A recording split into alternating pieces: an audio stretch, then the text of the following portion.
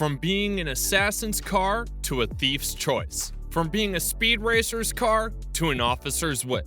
Ford is a universal choice for all. And if there was an Oscar for best car in a leading role, these 10 iconic Ford Mustangs would definitely be the winners, even if they slap a certain someone after being disrespected. Be sure to stay till the end as we reveal Mr. Nice Guy Keanu Reeves' favorite Ford in the end. Let's get started.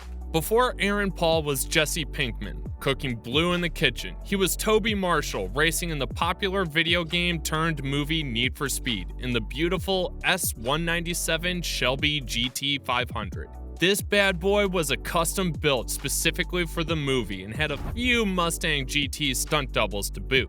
But that's not even the best part. Under the hood lurked a beastly 5.8 liter V8 from Ford Racing, specially modified to unleash a staggering 900 horsepower. That's right, 900 horses galloping through the streets and leaving all other cars in the dust. And let's not forget about its signature wide-body kit, which gave this Mustang an even more muscular and intimidating appearance. So even though the movie itself may not have won any Oscars, the Need for Speed Mustang stole the show. The next Ford on our list was driven by Harrison Ford. Yes, the Harrison Ford, in the hit action comedy Hollywood Homicide. And yes, we checked. Harrison Ford is not linked to the late Henry Ford, but he was the one driving the sweet 2002 Saleen S281 SC convertible. This bad boy is packing a Roots-type supercharger perched on top of a Ford modular 4.6-liter V8, cranking out a mind-boggling 325 horsepower.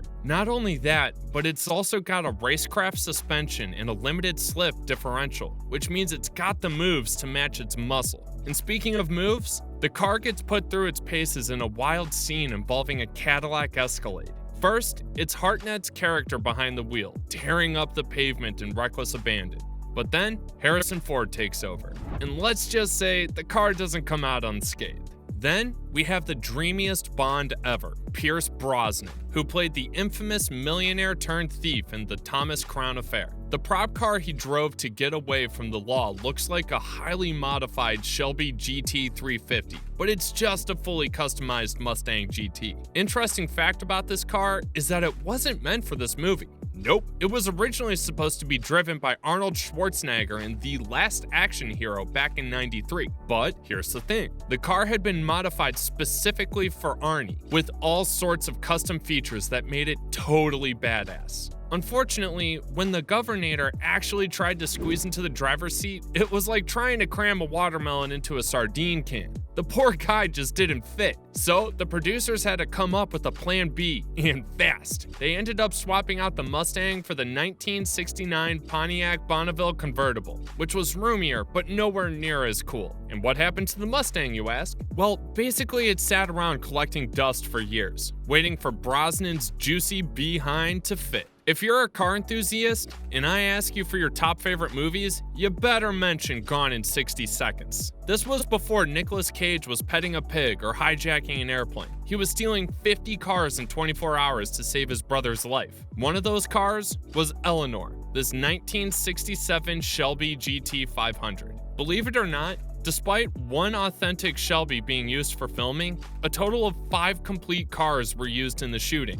That's right, 5, and each one was a work of art on its own, crafted by the talented designers Steve Stanford and Chip Foose. From the massive Halabrand-style wheels that looked like they were ripped straight off an old Cobra, to the front end that was directly inspired by the 1965 Shelby GT 350R, Eleanor was a masterpiece of automotive design. And with countless other touches that all melded together perfectly, this car truly had a look that was all its own. Not many people know this, but Nicolas Cage's Gone in 60 Seconds was a remake of the original from 1974. Even in that movie, the spotlight stealer was this beautiful Eleanor, the 1971 Ford Mustang.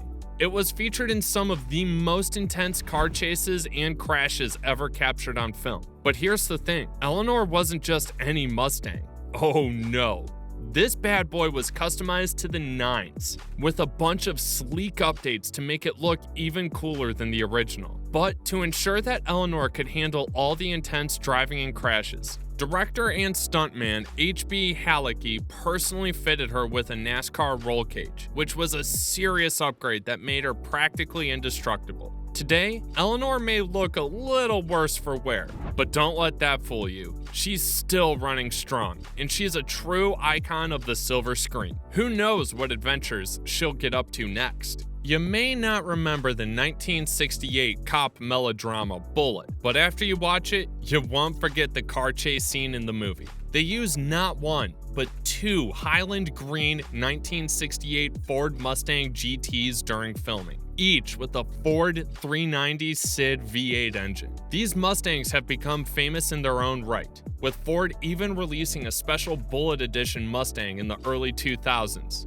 Over 30 years after the movie's release. But the best part? The chase scene still looks as fresh as the day it was filmed, allowing the movie to win an Oscar for Best Editing. And if you thought that was impressive, one of the original Mustangs used in the movie was sold for an eye-watering $3.74 million at auction in 2020. That's an expensive ride. Now, we all know about the Mustangs in Bullitt and Gone in 60 Seconds, but have you heard of HWY, an American Pastoral? It's an oddball piece of movie history created by none other than the Doors' lead singer himself. Picture this: Jim Morrison driving aimlessly through the desert in his Shelby GT 500, screaming like a maniac, chugging beers, and doing donuts in the sand. It's like a scene straight out of a wild dream. But the best part? This car was basically doing exactly what it would have been doing even if the cameras weren't rolling.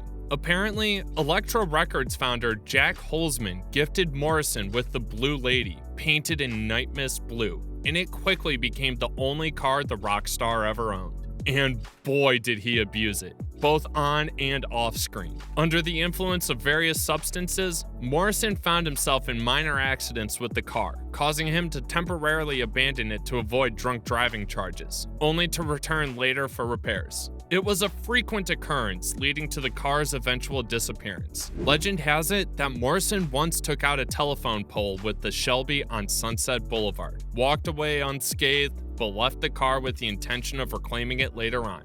Unfortunately, when he returned, the Mustang had vanished into thin air.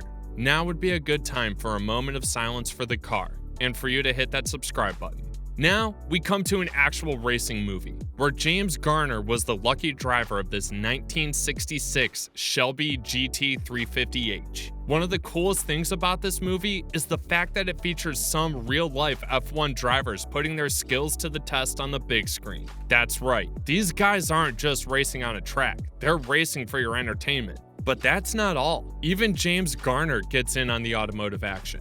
When he's not tearing up the track in an open-wheel racer, he's cruising around in a Shelby GT 350H like a true boss. And let's be real, who wouldn't want to rent one of these babies and give it a serious thrashing? Now, we come to a lesser-known movie, but a super popular Ford Mustang model. In the movie Les Marginaux, the French actor Paul Belmondo is just tearing up the streets of Paris in this 1968 Ford Mustang. Paul, as the man behind the wheel, hunted down the baddies in a sleek Volare that's built for speed and power. But that's not all. This chase scene also features an ill-fated Mustang that gets the living hell rammed out of it.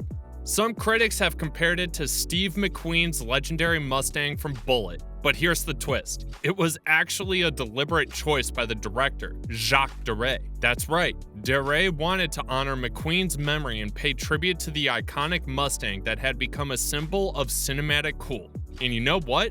We think he succeeded. With its high-speed thrills, bone-shaking crashes, and nods to Hollywood's greatest, this chase scene is a must-see for any true car lover. And now, we come to the infamous assassin, John Wick, and his wicked car, the 1969 Ford Mustang. If we remember the plot correctly, he didn't just go berserk on 77 thugs for killing his dog. They also stole his car, so it justifies, right? Anyways, let's give credit where credit is due. This Mustang was already a badass car, but with some mild and tasteful custom touches, like a Shelby-inspired steering wheel, it becomes an absolute animal in the movie. The mind-blowing fact about this car is that there were only 1,300 of these ever made by Ford between 1969 and 1970. This makes it one of the most sought-after cars on the planet, with collectors worldwide doing anything they can to get their hands on one. It's no surprise that one of the lucky owners is Keanu Reeves himself. So if you were to time travel to one of these movies as a leading role, which car would you go for? Let us know in the comments below, and thanks for watching.